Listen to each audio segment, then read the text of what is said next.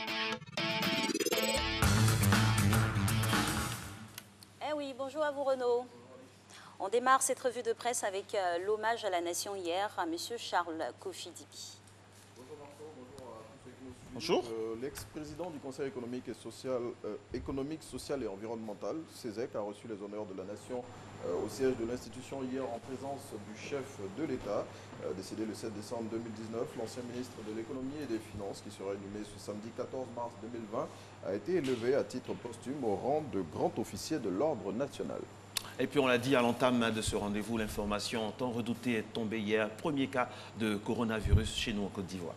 Oui, il s'agit d'un Ivoirien de 45 ans ayant séjourné récemment en Italie. Le ministre de la Santé a fait toute la lumière sur ce cas hier au cours d'une conférence de presse. Selon le quotidien Le Matin qui cite Aka Awele, tous les membres de la famille du malade sont sous surveillance. Le ministre a révélé pourquoi le malade a échappé à la vigilance du dispositif de contrôle et a invité les populations au calme. Et hélas, cette information a créé la peur au sein de la population.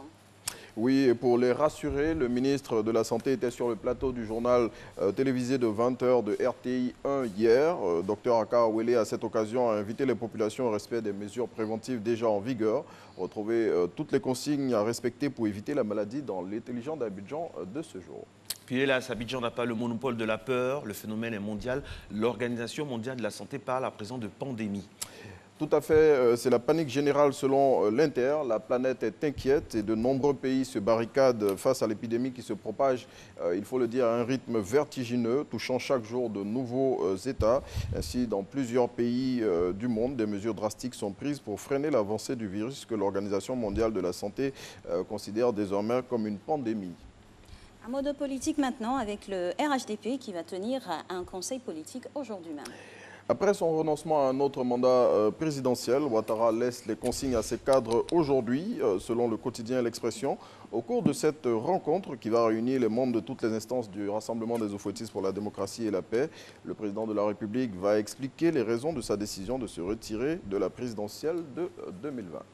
Lui s'est retiré du foot il n'y a pas longtemps, mais il reste toujours dans nos cœurs avec tous les exploits. C'est Didier Drogba qui a célébré 1 an de plus hier. Oui, l'ex-capitaine emblématique des éléphants de Côte d'Ivoire a soufflé sa 42e bougie. L'ancien joueur de Chelsea qui est en lice, il faut le dire, pour le fauteuil de président de la Fédération ivoirienne de football a reçu à cette occasion de nombreux messages selon L'Expression. Merci.